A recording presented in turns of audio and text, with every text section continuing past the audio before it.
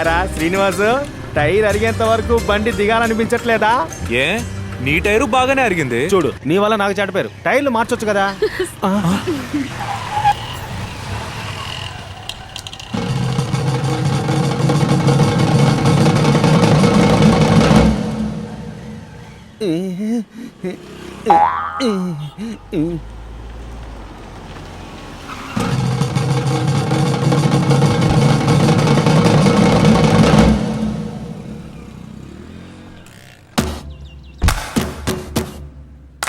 మావా, ఈయనెవర్రా?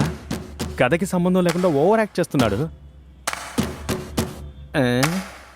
ఏం పవిత్ర, నిన్నే అంత కోపంగా చూస్తున్నాడు? నీ పాత ట్యూషన్ మాస్టరా? రే, ఆయన పవిత్ర వాళ్ళ నాన్నరా. నీ లవ్వు నా కొంప ముంచింది. రే మావా, మంచో చెడో చివరి దాకా నువ్వు నాతోనే ఉండాలిరా.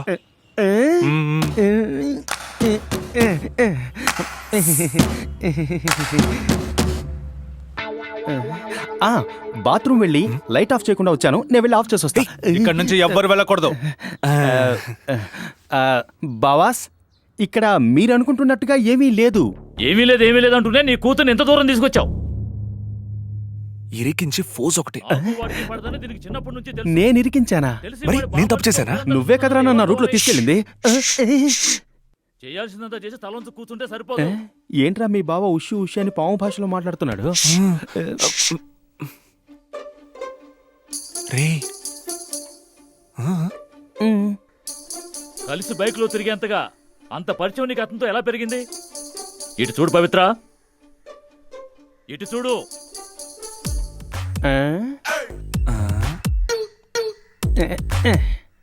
మామూలుగా అత్తగారులే నక్కి నక్కి వింటారు, ఇక్కడేంటి మీ బావగారు నక్కి వింటున్నారు?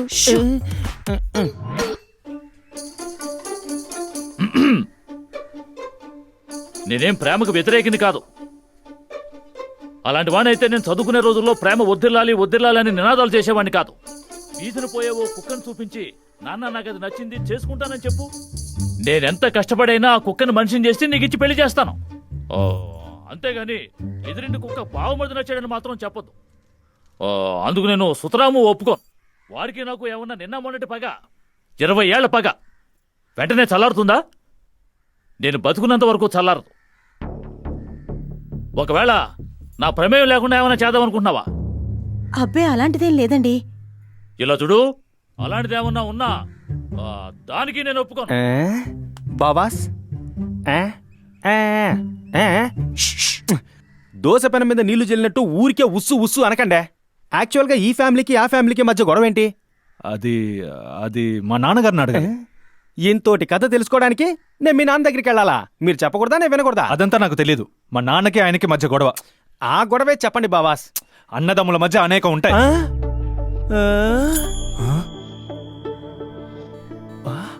బాబాస్, ఆ పెద్ద మనిషి మీకు బాబాయ్ అవుతారా? ఆయన్ని నేను బాబాయ్ని మాత్రం పిలవను. పోనీ మీరు దుబ్బాయ్ అని పిలుస్తారా? మరేంటండే, గొడవేంటో చెప్పకుండా నాకెట్టా తెలుస్తుంది? అది నేను 7వ క్లాస్ చదివేటప్పుడు జరిగింది. అప్పుడు నా వయసు 12. 7వ క్లాస్ అప్పుడు ఎవ్వరికైనా 12 ఏళ్లే.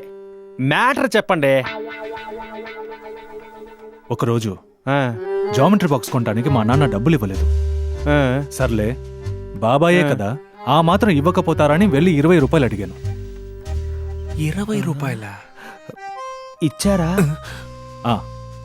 తీసుకునేప్పుడు కాళ్ళు పట్టుకుని బతిమాలుతూ మరీ చెప్పాను, బాబాయ్, మీకు ఎన్ని గొడవలైనా ఉండొచ్చు, నేను మీ దగ్గర డబ్బులు తీసుకున్న విషయాన్ని నాన్నకి చెప్పద్దు అని. తీసుకుని 2 రోజులు కాలేదు, అన్నదమ్ముల గొడవలో నడ్డి రోడ్లో నా పరువు తీసేశారు. ఆ తర్వాత 1 వారం పేనుబెత్తాన్ని ఊరబెట్టి, ఎప్పుడు నాన్నగారికి బాబాయ్ మీద కోపం వస్తుందో అప్పుడల్లా నన్ను పట్టుకొని వాయించి వదిలెట్టేవారు. మీరు చూడండి, ఇంకా ఆ వాతలు పోలేదు. ఇదో సమస్య, దీనికి ఫీలింగ్ కూడానా? ఆ రోజే ఆయన్ని తీసి పారేశాను.